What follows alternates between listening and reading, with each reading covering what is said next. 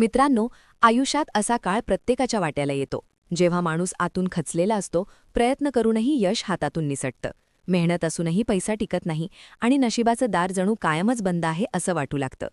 अशावेळी माणूस देवाकडे आशेने पाहतो, कारण देवावरचा विश्वासच त्याला पुन्हा उभं राहण्याचं बळ देतो. विशेषतः मंगळवारचा दिवस आला की अनेकांच्या मनात एक वेगळीच श्रद्धा जागी होते, कारण हा दिवस हनुमानजींचा मानला जातो. संकटांमधून बाहेर काढणारे, अशक्य गोष्टी शक्य करणारे, भक्तांच्या जीवनात चमत्कार घडवणारे हनुमानजी जेव्हा प्रसन्न होतात तेव्हा आयुष्याला एक वेगळीच कलाटणी मिळते.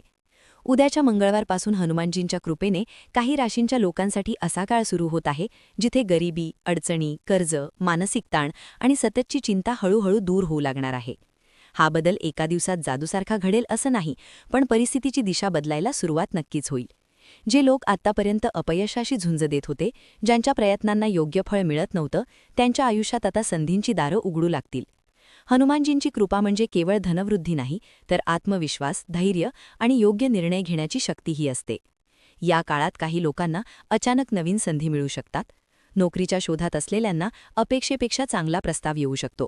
व्यवसायात अडचणीत असलेल्यांना नवीन मार्ग सापडू शकतो, तर काहींना अडकलेले पैसे परत मिळण्याची चिन्ह दिसू लागतील. आत्तापर्यंत जे कर्ज डोक्यावर डोंगरासारखं वाटत होतं, ते हळूहळू कमी होण्याचा मार्ग सापडेल. विशेष म्हणजे हा बदल केवळ पैशापुरता मर्यादित राहणार नाही, तर मनातील भीती, असुरक्षितता आणि नकारात्मक विचारही कमी होऊ लागतील. हनुमानजींच्या आशीर्वादाने जीवनात येणारा बदल नेहमीच कर्माशी जोडलेला असतो. जो माणूस प्रामाणिकपणे मेहनत करतो, संकटातही योग्य मार्ग सोडत नाही आणि देवावर विश्वास ठेवून पुढे जातो, त्यालाच या कृपेचा खरा लाभ मिळतो. त्यामुळे या काळात जर तुम्ही संयम राखला, रागावर नियंत्रण ठेवलं आणि योग्य निर्णय घेतले, तर भाग्य तुमच्या बाजूने उभं राहील. काही लोकांना असं वाटेल की अचानक लोकांचा दृष्टिकोन आपल्याबद्दल बदलतो आहे. जे आधी दुर्लक्ष करत होते, तेच आता मदतीचा हात पुढे करत आहेत.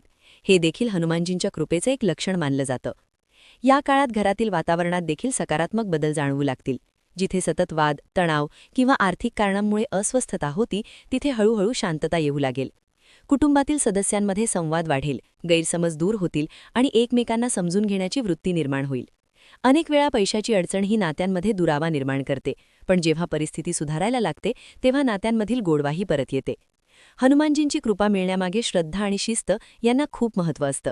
मंगळवारच्या दिवशी मनापासून त्यांचं स्मरण केलं, मनात कोणताही दंभ न ठेवता प्रार्थना केली आणि आपल्या क्षमतेनुसार चांगली कर्म केली, तर त्याचा परिणाम नक्कीच दिसून येतो. काही लोकांना या काळात अचानक प्रवासाचे योग येऊ शकतात, जे भविष्यात फायद्याचे ठरू शकतात. काहींना नवीन ओळखी मिळतील, ज्या पुढे जाऊन आर्थिक किंवा व्यावसायिकदृष्ट्या महत्त्वाच्या ठरतील. महत्त्वाचं म्हणजे या काळात मिळणाऱ्या संधींचा योग्य वापर करणं आवश्यक आहे. हनुमानजी संधी देतात, पण त्या संधीचं सोनं करणं हे आपल्या हातात असतं. त्यामुळे आळस, निष्काळजीपणा किंवा चुकीचे निर्णय घेतले तर मिळालेलं भाग्यही हातातून निसटू शकतं. त्यामुळे या काळात अधिक जागरूक राहणं, प्रत्येक गोष्ट विचारपूर्वक करणं आणि गरज नसताना वाद किंवा भांडणात न पडणं फार गरजेचं आहे. जे लोक आध्यात्मिक मार्गावर विश्वास ठेवतात, त्यांच्यासाठी हा काळ अंतर्मुख होण्याचाही आहे. मन शांत ठेवलं, नकारात्मक लोकांपासून थोडं अंतर ठेवलं आणि स्वतःच्या उद्दिष्टांवर लक्ष केंद्रित केलं तर प्रगतीचा वेग वाढू शकतो. अनेक वेळा आपण स्वतःच आपल्या यशाच्या आड येतो, पण हनुमानजींची कृपा मिळाल्यावर मनातील गोंधळ दूर होतो आणि योग्य दिशा सापडते. या मंगळवारपासून सुरू होणारा काळ काही लोकांसाठी आयुष्य बदलणारा ठरू शकतो, पण त्यासाठी संयम, श्रद्धा आणि मेहनत या तिन्ही गोष्टींची साथ आवश्यक आहे. जे लोक सतत तक्रार करत बसतात, नशिबाला दोष देतात, त्यांच्यासाठी फारसा बदल होत नाही. पण जे लोक परिस्थिती स्वीकारून पुढे जातात, त्यांच्यासाठी देव स्वतः मार्ग मोकळा करतो. हनुमानजींच्या आशीर्वादाने येणारी समृद्धी ही केवळ पैशाची नसून मनाची, विचारांची आणि आयुष्याकडे पाहण्याच्या दृष्टिकोनाचीही असते.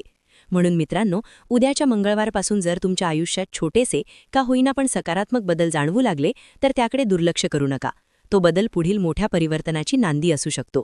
मनापासून धन्यवाद द्या, मिळालेल्या संधीचं सोनं करा आणि विश्वास ठेवा की संकटमोचक हनुमानजी तुमच्या पाठीशी खंबीरपणे उभे आहेत. अशी श्रद्धा, अशी जिद्द आणि अशी सकारात्मकता ठेवली तर मालामाल होणं म्हणजे केवळ पैशात नव्हे, तर आयुष्याच्या प्रत्येक अंगात समृद्ध होणं ठरेल.